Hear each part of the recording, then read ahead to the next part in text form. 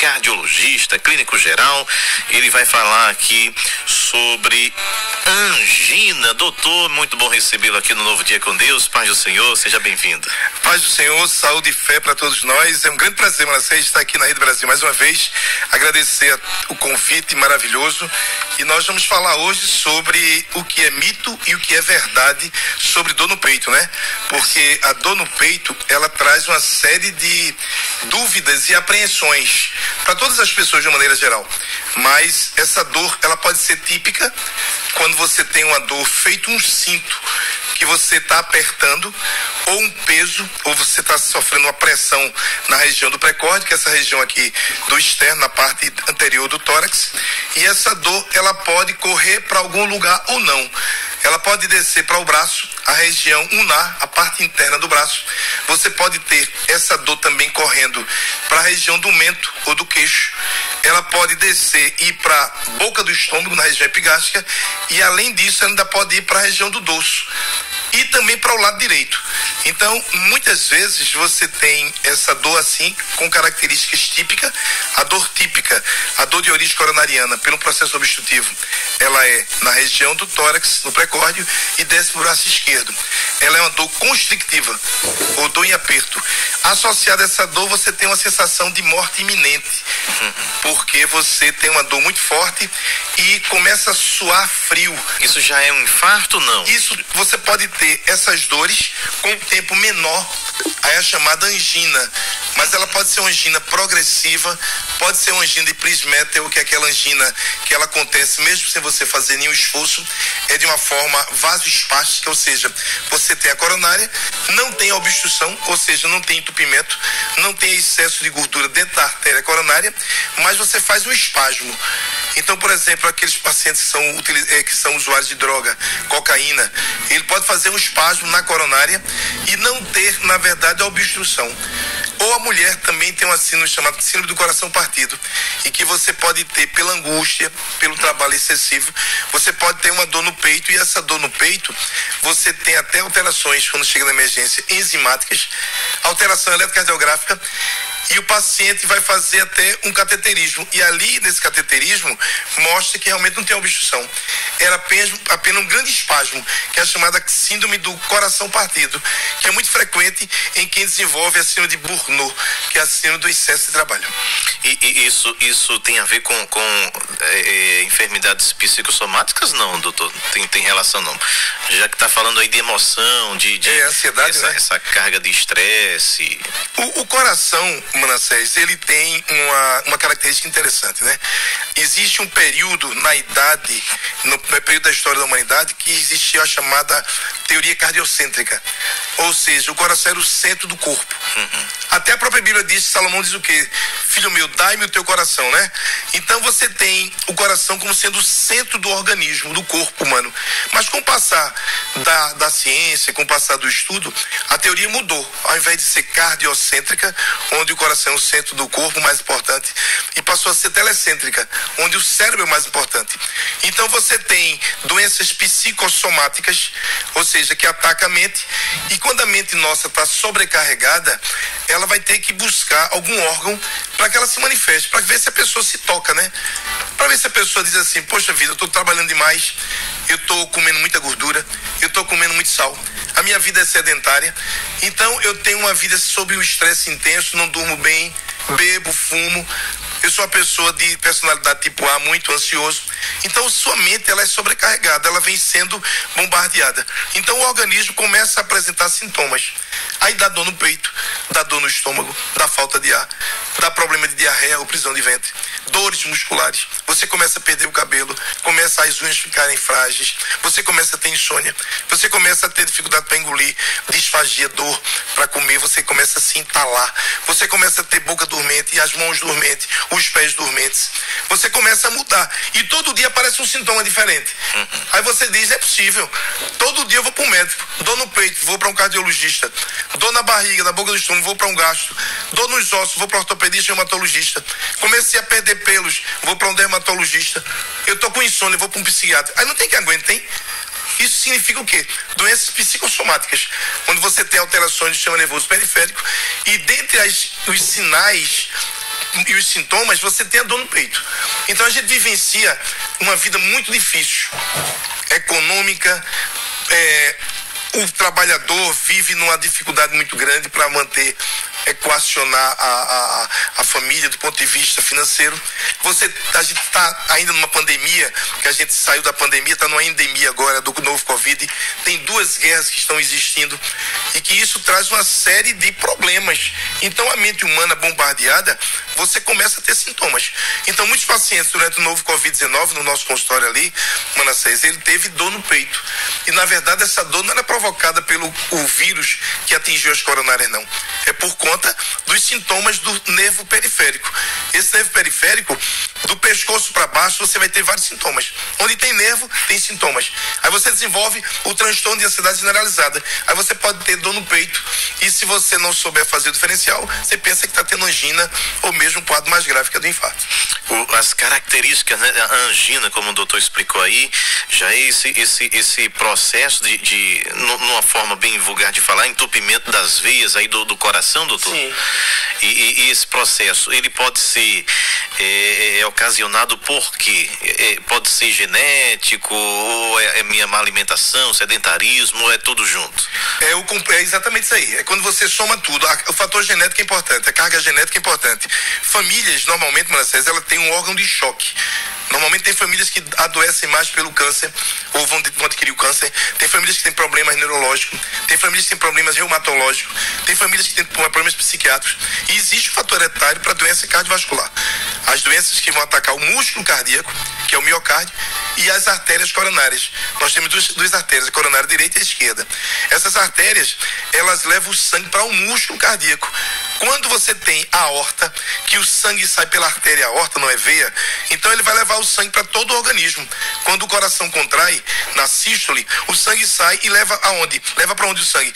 Para o cérebro, por intermédio das carótidas, as jugulares, as artérias cerebrais, e desce esse sangue para o tórax, levando o sangue para as artérias pulmonares, desce para a região gastrointestinal, leva o sangue para o intestino, leva o sangue para a região genital, leva o sangue para chegar na ponta do dedo. Então você tem esse sangue aí que faz parte da grande circulação. Agora, quando você tem na diástole, ou seja, quando o coração começa a relaxar, aí começa a chegar o sangue para suprir o músculo cardíaco, o miocárdio. Então esse sangue vai por onde? Por intermédio das coronárias. Coronária esquerda e a coronária direita. E essas coronárias, o sangue tem que circular aí limpinho, sem obstrução. Então você tem obstrução? Tem. Desde pequenininho, a alimentação na barriga da mãe já leva a criança a desenvolver dislipidemia, que é a concentração de colesterol, a concentração de gordura. Então, na fase de criança, na fase pré-escolar, na fase de adolescente, você já está acumulando. Então, é fundamental a alimentação saudável desde quando você está na barriga da sua mãe. A mãe se alimentar bem. Então, se você tem uma tendência genética, se você tem na sua família pessoas que já tiveram angina, dor no peito, se tem diabetes, a diabetes ela é o pano de fundo da maioria das doenças, Manassés. Então a diabetes facilita a entrada e a obstrução nas coronárias. Ela facilita o depósito de gordura na parede, que é o chamado endotélio, onde você tem ali as células que envolvem a parede do vaso, são essas células chamadas endotélio, e esse endotélio começa a ter inflamação. Inflamação de que maneira? A gordura inflama, o cigarro, a nicotina inflama, o álcool inflama. Você tem a inflamação por intermédio do açúcar. Então essas artérias começam a sofrer processo inflamatório, é daí quando começa a surgir todo o problema que vai levar a um infarto, a obstrução. Aí começa a ter a inflamação, começa a chamar as células de defesa, que vai ter macrófagos, linfócitos, aí começa a criar ali uma capa, e essa capa vai crescendo. Daqui a pouco você tem uma obstrução, que é uma placa que se forma ali, chamada aterosclerose, e em algum momento, de uma forma inesperada, acontece um acidente. E esse acidente, como o nome diz, é acidente, você não sabe quando. Isso pode acontecer dormindo, pode acontecer de manhã, pode acontecer no trânsito, trabalhando. Então, quando você tem a fissura da placa, aí o organismo ele vai agora fazer o tamponamento. Aí ele vai estimular as células de coagulação, onde vai fazer o trombo. Então ali aquele trombo, o sangue vai ter dificuldade de caminhar. E aí você tem a evolução, que é progressiva, desde a dor no peito, que só acontece quando faz 2 quilômetros, menos de 2 quilômetros não tem dor no peito. Quando você atinge esse percentual, aí o coração começa a trabalhar mais, tem que chegar mais oxigênio para a musculatura esquelética, falta sangue para o coração. E aí você começa a ter essa angina chamada progressiva. Às vezes você não precisa fazer nenhum exercício físico, mas só em repouso você pode ter o vasoespasmo. O vasoespasmo é a contração da coronária sem você precisar fazer exercício. É a chamada angina de Prinzmetal, quando você tem uma vasoconstricção mesmo em repouso. E aí você tem, como eu falei, algumas substâncias tóxicas, no caso o cigarro, a cocaína, a heroína, que provocam esse vasoespasmo. Quando você faz o estudo, a cineangiocoronariografia, você não vê nenhuma obstrução ali. E por que essa pessoa teve um infarto? Porque teve um espasmo. Fazendo o espasmo, não chega sangue no músculo, porque tem que chegar sangue no músculo chamado miocárdio. Então você tem a angina com ou sem obstrução de gordura.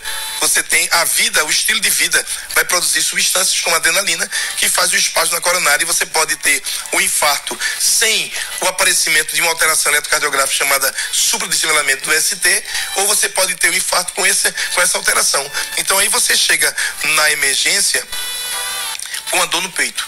Chegou na emergência com a dor no peito. Se essa dor, você é diabético, tem pressão alta, tá com colesterol alto, tá com a barriga grande no homem, tá com a gordura pélvica na mulher, se tem história familiar, se você não faz exercício físico, se você vive sob estresse, é líder. Então, quando você chega na emergência com essa dor no peito, aí você passa a ser um fator de risco muito grande. Porque se você tem vários fatores associados, comorbidades. Então, a angina é algo progressivo. Agora, eu faço uma pergunta para Manassés, para a Jade, que está aqui quase dormindo. A pergunta é a seguinte: a dor no peito do diabético, do idoso, é igual a dor no peito do jovem? Responde para mim, Manassés. E aí, o senhor que está mais perto do doutor? Eu vou dizer. Diga, na sua opinião, o idoso, ele tem dor no peito típica? O diabético tem dor no peito típica, sim ou não? Eu acho que eu não sei.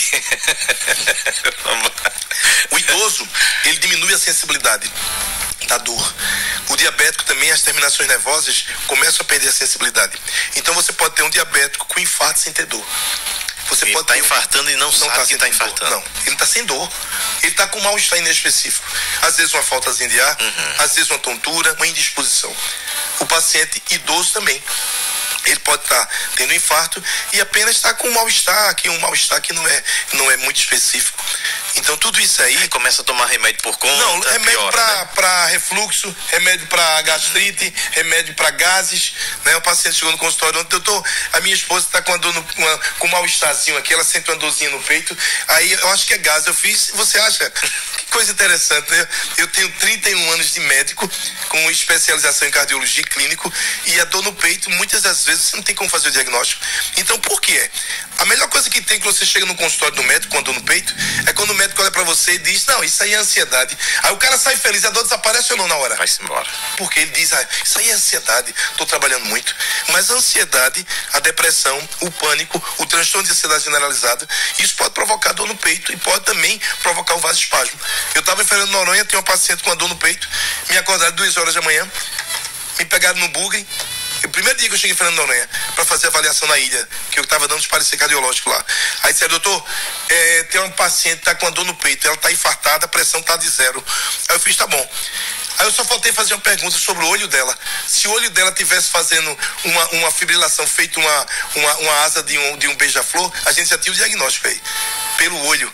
Aí quando eu cheguei, eu vi toda aquela cena, muita gente ao redor dela. Quando eu olhei para ela, vi o olho dela batendo. Então essa batida no olho aí tem uma relação muito grande com a crise de ansiedade. E aí nós fizemos o eletro, eu estava lá em Fernando de Noronha, o eletro. Então aí o eletrocardiograma, ele foi fundamental para que eu pudesse dizer: não, essa paciente, essa dor no peito dela não é uma dor típica, porque ela tinha sido traída pelo marido, estava num quadro exacerbado de ansiedade, entendeu? Então você fazer um diagnóstico numa ilha de Fernando de Noronha, que eu teria que acionar um avião para me buscar com a paciente, então você só tinha um exame ali a fazer, eletrocardiograma. E aí nós fizemos o eletro. Não é só um eletro que dá o diagnóstico, tem que ser o eletro seriado, porque a dor no peito, quando você faz o eletro no início, você pode não ter nenhuma alteração eletrocardiográfica. prática. Então você tem que fazer um seriado, principalmente se a dor é típica. Como eu falei, uma dor que é constrictiva, um aperto, feito alguém que está pressionando seu tórax. Mas ali, na verdade, ela tinha uma doença chamada a doença do PT, que é o transtorno que você tem pelo grau de ansiedade para chamar a atenção às pessoas. Mas a gente tem que ter muito cuidado para não dar o diagnóstico errado. Você pode ter uma infecção alimentar por mortadela, você come mortadela, né? Mortadela, você pode ter o IAM, que é uma intoxicação alimentar pela mortadela, e pode ter essa dor no peito por refluxo, e o IAM, que na verdade não é infecção pela mortadela, e sim infarto agudo do miocárdio. Tem que saber diferenciar. Vamos fazer o seguinte, o pessoal já vai mandando pergunta pra gente, mas eu tenho uma pergunta, doutor. Quando é indicado o uso do stents? Stent. Isso. Então, quando você tem uma angina, e essa angina ela está aumentando a intensidade da dor. Essa dor, normalmente, quando ela é uma dor aguda de infarto, é uma dor mais progressiva, é uma dor que você coloca o remédio embaixo da língua. As pessoas sabem que é chamado nitrato isordil, e a dor não passa. Ela é uma dor progressiva, que ela vai crescendo. E aí, nessa situação, quando o paciente chega na emergência, quando ele faz o eletrocardiograma, o eletro pode flagrar, sim. O eletro, ele tem essa utilidade, mas nem todas as vezes você faz o diagnóstico com o eletrocardiograma. Aí depois que você vai chegar na emergência e o médico ele pede para fazer o eletrocardiograma, ele pede também para ver se está tendo um sofrimento no miocárdio. De que maneira? As enzimas. Esse exame de enzimas também é fundamental. A troponina é uma enzima importante que quando você tem uma injúria, ou seja, quando você prejudica o músculo por algum motivo, principalmente por infarto, ou chegou pouco sangue, está chegando pouco sangue no músculo, essa enzima aumenta, você também perde a enzima. Então você tem a tríade da doença coronariana, a dor no peito típica, essa constrictiva, que pode se irradiar ou não, a sudorese, sensação de morte iminente, você pode ter alteração nessas enzimas, que normalmente chegam um pouquinho depois, e você tem, na verdade, a dor, enzimas e eletrocardiograma. Se você tiver desses 3 itens, 2 presentes, aí você vai encaminhar essa paciente. Se tiver uma sala de hemodinâmica, um laboratório de hemodinâmica, você poderá já fazer o estudo da coronária, que é a melhor forma de você tratar. Quando você está num local difícil, que não tem esse laboratório, não tem um médico que tem essa especialização, aí você faz trombolíticos para tentar dissolver o trombo ali. Mas quando não, você vai para a sala de hemodinâmica para ver a árvore, né, para ver realmente com a visão se tem obstrução, e ali você vai fazer a angioplastia. Quando faz a angioplastia, que é a abertura dessa obstrução, colocando o catéter, aí você pode colocar uma molazinha ali para deixar aberto, que é o stent, que é como se fosse uma prótese, pode ser medicamentosa também, e aí deixa o sangue passar, e depois do exame o médico vai dizer que foi feita a angioplastia com ou sem sucesso. Agora não adianta você fazer angioplastia se você continua fumando, se você continua bebendo, se você continua comendo com gordura saturada, se você continua sem fazer exercício físico, se você continua trabalhando sem parar, se você não tem uma vida que libera serotonina e endorfinas e dopamina. A serotonina, dopamina e endorfina, principalmente a serotonina, ela faz a vasodilatação, ela abre a artéria. A adrenalina constante na corrente sanguínea, ela provoca vasoconstricção. Ela diminui o lumen da artéria, provocando esse processo de vasoconstricção. Chega pouco sangue no músculo, você tem angina. Então, assim, o estilo de vida fundamental. Nós vamos a um rápido intervalo, rapidinho, já manda sua pergunta pra gente aqui, para o doutor Antônio Stênio, já segue também